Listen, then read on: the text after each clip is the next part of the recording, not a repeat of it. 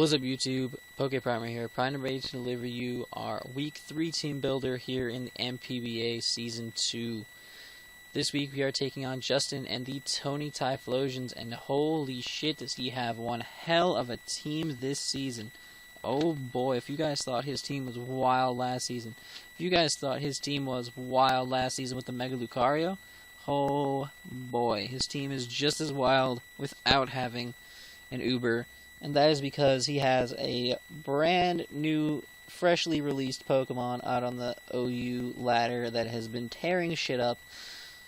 You guys will see that very quickly in a second. But, man, oh man, is this going to be one hell of a matchup. But, just so you guys can, get a figure of what's going on here. We have his squad: Sableye, Mega Gyarados, Jirachi, Volcanion is here, Espeon, Mienshao, Uxie, Flygon, Credilli, Mantine, Maractus, and Electabuzz. So he's got a really decent team. Like, 50% of it I like, 50% of it I'm not a huge fan of. Some of the picks I just kind of question, like, why Maractus after you already have Credilli? You know, why Mantine after you already have Mega Gyarados? You know, a couple of things that just kind of, like, scratch my head. But then I'm also like, Jirachi, great Pokemon. Volcanion, god-tier Pokemon. You guys saw us use that in Fella. That thing just... It's so hard to prep for because of how hard it really hits. It's just absolutely destructive. So that's definitely a huge, difficult thing to prep for. Mega Gyarados is very, very slept upon. Espeon with its magic bounce is really, really good. So that's kind of terrifying. Electabuzz, again, I think personally the better version, just because it can A, be more bulky with Eviolite, and it's faster. So it has a fast Volt Switch. It breaks the base 100 speed barrier, which a lot of people say if Electivire was faster, then it'd be better. So even though it doesn't hit as hard as Electivire, it still does hit decently hard and hits faster. So that's much, in my opinion, hitting faster is a little bit better than hitting a little harder. Just because, you know, if you can A, live a hit thanks to the Eviolite, and B, hit something really, really quickly and get out of there, then I think you're doing a good job. But I'm not going to ramble anymore. I'm going to get into the team that we are bringing for this matchup. First off, we are going to be bringing our good buddy Spyro, the Mega Charizard Y. Now, Mega Charizard Y normally... This Mega Charizard Y set's very, very interesting. It's still fully offensive, with a little bit of HP investment, max special attack, and enough speed to outspeed a neutral max speed Jolly Mega Gyarados. Which is cool, right? Well, obviously we're not one-shotting the Mega Gyarados, by the way. We're not. Impossible. But, and this is a big but, we can two-shot it. But that means we have to live at least one hit. Now, we outspeed it initially, which is great. We can hit it with that Focus Blast and do a decent chunk of damage. However, that can give it a chance to get a free Dragon Dance and then outspeed us. But, thanks to this little sneakiness that I have here, we live 1+1 Waterfall. From full, we live a +1 Waterfall in the sun. Because, even with this EV spread, we made our Charizard Y bold. Now, just by making it a bold nature, it guarantees, with that little bit of HP investment and the bold nature, we can live a +1 Waterfall from a Mega Gyarados in the sun. Which is kind of crazy. So, I'm really happy about that. That way we can guarantee get off that second Focus Blast and blow it out of the water. So that's really awesome. Or, if it decides to go for the Dragon Dance, we can just Will-O-Wisp it, but that's another option for another day. But, just being a bold nature allows Megazard Y to take a few hits a little tiny bit better, while it's in the sun, which is good. because it's really help us. And it actually allows it to potentially switch into a few different mons that it normally wouldn't be able to, so that's cool. But we're rocking the moveset of Fire Blast, Focus Blast, Roost, and Will-O-Wisp. Fire Blast is just there for stab, essentially. It will absolutely destroy a good portion of the team. Absolutely destroy a good portion of their team. Nothing really ever wants to take a Fire Blast from Megazard Y, especially in the sun. It's just not a thing that you want to do. Focus Blast is there for the fact of hitting the Mega Gyarados, but it'll also help us in taking out the Credilli, which is kind of bulky and annoying. We have the Roost so that we can keep our HP up to par, which is really necessary, especially against a mon like Mega Gyarados, who, you know, can pretty much almost knock us out if we're not at full.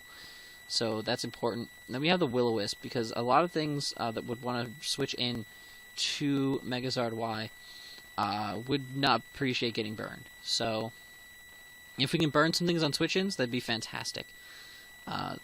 Biggest threat to Spyro right now is honestly the Volcanion, because the Volcanion switches in to us every single time. And I thought like 1,000 times over about trying to run a coverage move or something to hit Volcanion.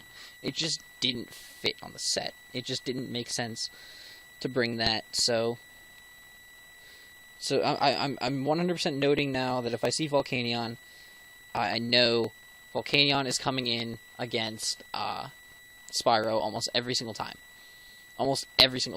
So that's something that I really have to be careful with. Even though we'd be in the sun and we could take a Steam Eruption, it's just almost pointless because a Focus Blast doesn't do nearly enough damage to warrant us staying in against Volcanion, so I'm not going to waste my time with it. But, yeah. So there's that. That's going to be our Spyro set. Next up, we are rocking Zanzibar, our Donphan. Rocking an Assault Vest once again with a sturdy ability. Rapid Spin, Earthquake, Ice Shard, and Knockoff. With 248 HP, max special defense, 4 into attack, and defense with an impish nature. With this spread, we guaranteed live a Steam Eruption from Volcanion, Modest Volcanion, so that's awesome. So we can hit that thing really hard with an Earthquake, which is great.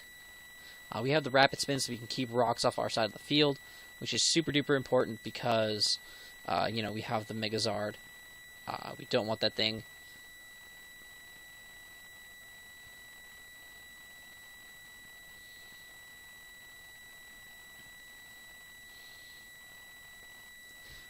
So we need to keep the rocks away.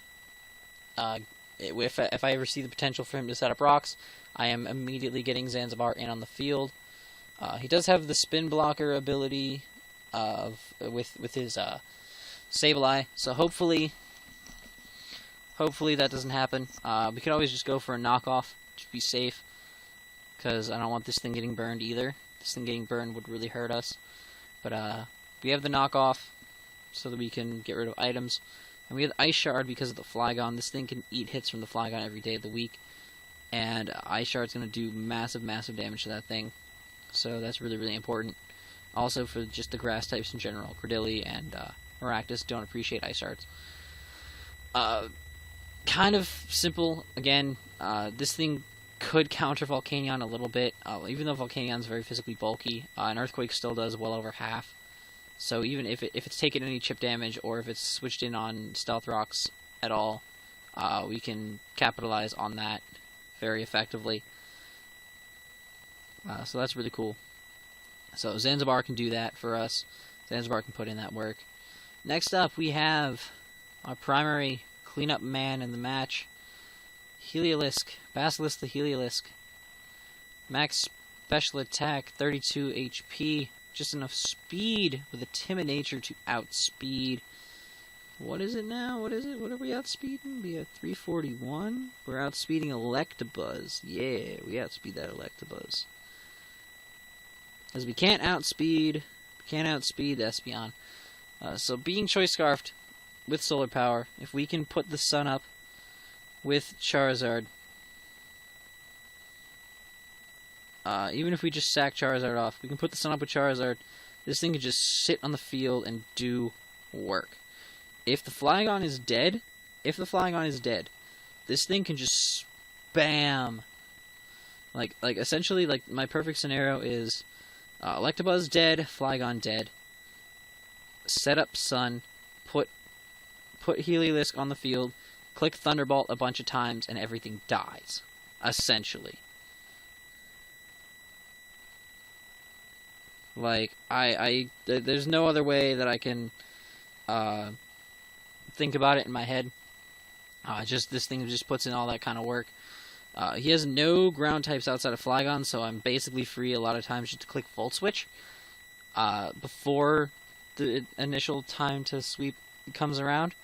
You also have Hyper Voice for stab. Anything wants to switch into this thing, good luck. You're not going to appreciate it. If this thing comes out while the Flygon is still around, if he brings the Flygon at all, if the Flygon's still around, I can click Hyper Voice and blow something the fuck back, because nothing appreciates a Hyper Voice from a Heliolisk. It's gonna hurt.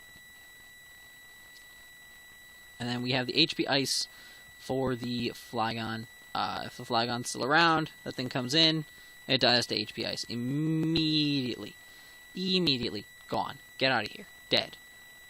Get fucked up.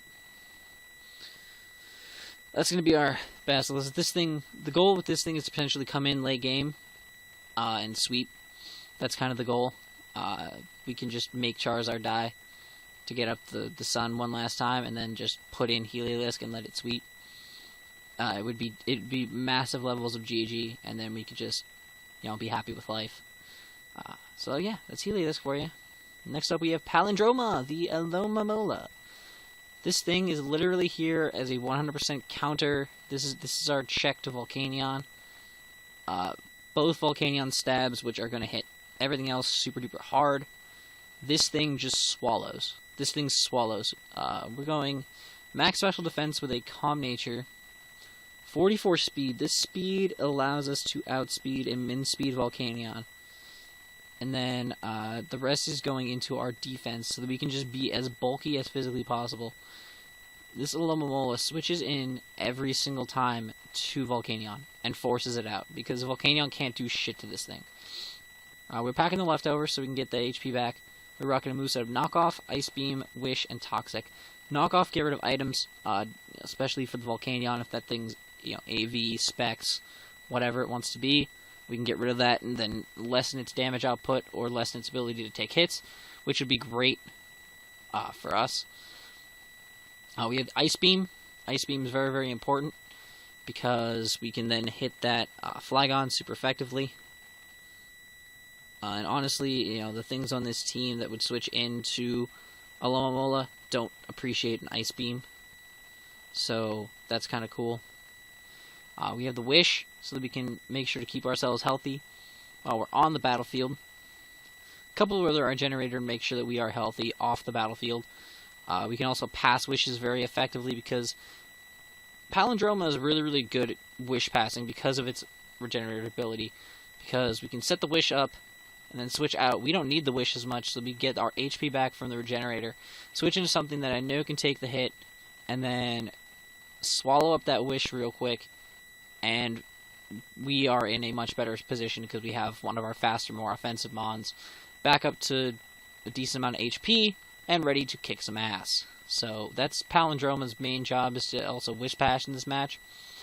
So that'd be cool. And lastly, we are packing the Toxic. Obviously, the Espeon's a threat to that because of its Magic Bounce. We don't want it Magic Bouncing Toxic back onto our Alomomola. But Toxic could be good to get on the Volcanion because it's really bulky. So if we can whittle that thing down, that'd be great. We can also Toxic things like the Mega Gyarados, the Sableye, the Mienshao, whatever else we can Toxic would be great. If we can Toxic just about anything, it'd be fantastic. And then Palindrome could put in even more work. So that's going to be our Alomomola set for this week, which is great. And then we have Ripster the Garchomp rocking a Choice Scarf as well. We're running Dual Scarf this week because it just makes sense. It just makes so much sense for that to happen. So Garchomp is here with the scarf, with the rough skin. You touch him, it's going to hurt. It ain't going to tickle. We got Outrage for days. Outrage is going to tear through this team. Outside of the Jirachi, everything, outside of the Jirachi and maybe the Cordilli, everything gets 2-hit KO'd by this thing's Outrage. Everything gets 2-hit KO'd by this thing's Outrage. It's wild. This thing hits so hard. We got the Earthquake for that Jirachi, because Jirachi doesn't appreciate earthquakes at all.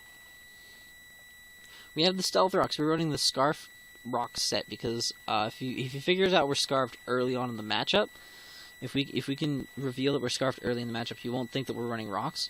So we can maybe surprise something and hit it with rocks.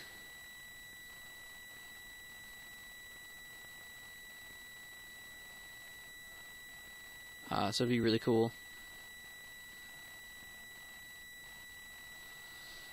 So yeah, and then we have the Rock Slide. Rock Slide is there for the Mantine, which could switch into us if we didn't have Rock Slide.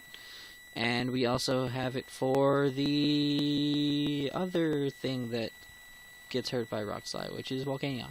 But we have Earthquake for that as well. So max attack, a little bit of HP investment, and then the rest into speed so that we make sure that we outspeed Jirachi at max speed, so that's cool.